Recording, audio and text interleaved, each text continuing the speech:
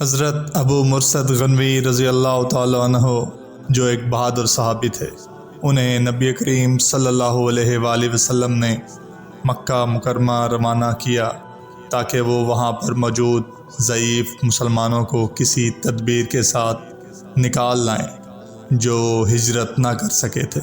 وہاں ایک مشرکہ عورت بھی رہتی تھی جس کا نام اناق تھا۔ وہ زمانہ جاہلیت سے ہی حضرت ابو مرثد غنوی سے والہانہ محبت رکھتی تھی اور حسین و جمیل اور بہت مالدار۔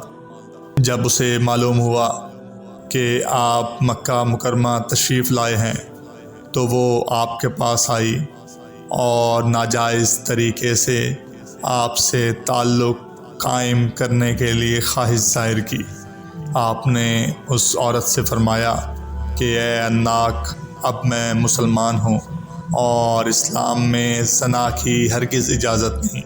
یہ سن کر اس نے آپ سے نکاح پر اصرار کیا تو آپ نے ارشاد فرمایا کہ اب میں اپنے آقا حضرت محمد مصطفیٰ صلی اللہ علیہ وآلہ وسلم کا غلام ہوں اور جو حکم میرے آقا ارشاد فرمائیں گے میں وہی کروں گا۔ چنانچہ جب آپ بارگاہ رسالت میں حاضر ہوئے تو سب ماجرا عرض کر دیا اور اناق سے نکاح کی بابت بھی دریافت کیا۔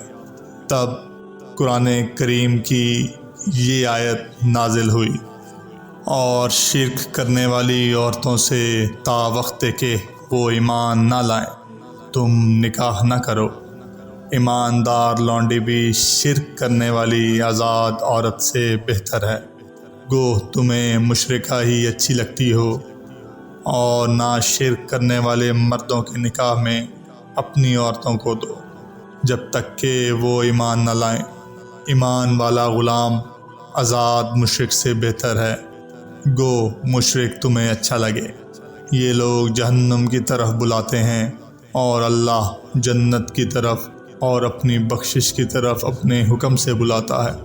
وہ اپنی آیتیں لوگوں کے لیے بیان فرما رہا ہے تاکہ وہ نصیحت حاصل کریں۔